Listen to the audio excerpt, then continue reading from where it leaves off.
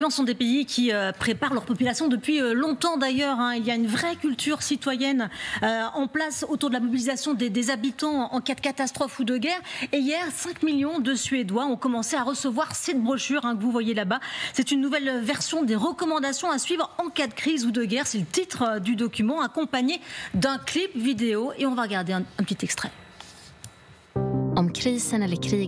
Nous vivons une époque troublée. Les guerres, les cyberattaques, les phénomènes météorologiques extrêmes et les graves contagions sont quelques-uns des facteurs qui peuvent nous affecter. Pour résister aux menaces, nous devons nous serrer les coudes. Voilà, l'idée est de préparer mentalement la population. L'idée aussi, c'est de lui donner des outils logistiques. Toute personne entre 16 et 70 ans doit prendre sa place dans ce processus. Ce n'est pas la première fois, d'ailleurs, qu'une brochure est distribuée. C'est même la 5e fois. Il y a quelque chose d'ukrainien dans ces dessins. Oui, c'est vrai, ça ressemble un petit peu, effectivement. Donc, je disais, c'est la 5e fois depuis la Seconde Guerre mondiale qu'une brochure est distribuée à la population suédoise. Écoutez, d'ailleurs, un responsable de cette brochure.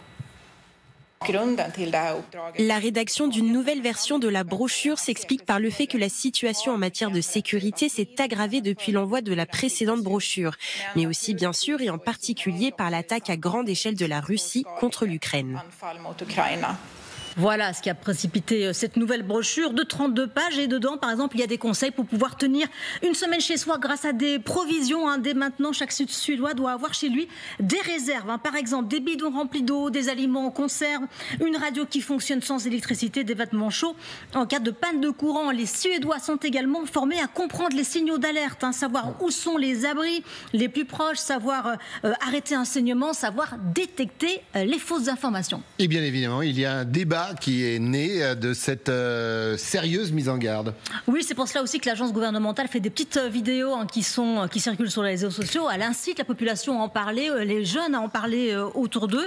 La guerre en Ukraine, on l'a entendu, a précipité cette préparation. La Suède, un pays qui a été longtemps non aligné, et depuis entré dans l'OTAN en mars dernier, conséquence directe de la menace russe, tout comme la Finlande entrée dans l'OTAN un an plus tôt en mars 2023, et tous les pays nordiques se préparent en réalité.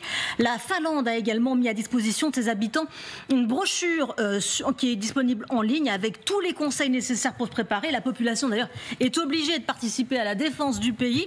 La Norvège avait aussi envoyé une brochure il y a quelques temps, et puis pas plus tard que cet été, le Danemark, lui, a préféré envoyer un mail à toute sa population. Merci beaucoup, quand même.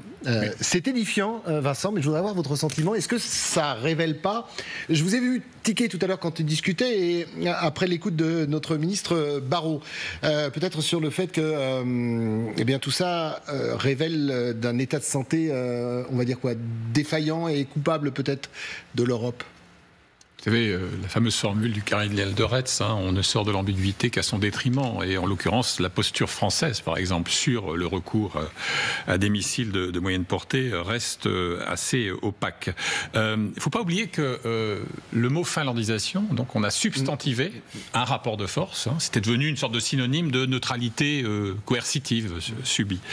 Les Finlandais, plus encore que les Suédois, ont de bonnes raisons d'engager leur population dans cette conscience de la guerre possible, puisqu'ils ont livré à 2 reprises, donc une d'ailleurs, la guerre à l'Union soviétique à l'époque. Il y avait d'abord ce qu'on appelait la guerre d'hiver, Talvisota en finnois, où vous avez quand même la résistance qui a été opposée par un pays 47 fois moins peuplé et 66 fois moins étendu que l'Union soviétique. Et puis, quelques années plus tard, donc ce qu'on appelait la guerre de la continuation, à l'époque, il faut le dire, soyons honnêtes et historiquement, la Finlande était d'ailleurs soutenue par le Troisième Reich, mais c'était aussi une manière de résister aux voisins. Donc, je veux dire, quand on parle de cette conflictualité possible, on ne la vit pas de la même manière en Pologne, dans les Pays-Baltes, en Finlande ou en Moldavie qu'on peut la vivre ici, en Allemagne ou en Espagne. Donc, mais pourtant, on le disait, Vincent, les Allemands sont très inquiets. Pistorius, qui, il n'a rien d'un idéaliste ni d'un homme de guerre, il l'a dit, les services de renseignement allemands, je veux dire, l'idée de se retrouver face à face contre la Russie dans une éventuelle guerre qui a peut-être déjà commencé sur d'autres terrains que le militaire, ça existe.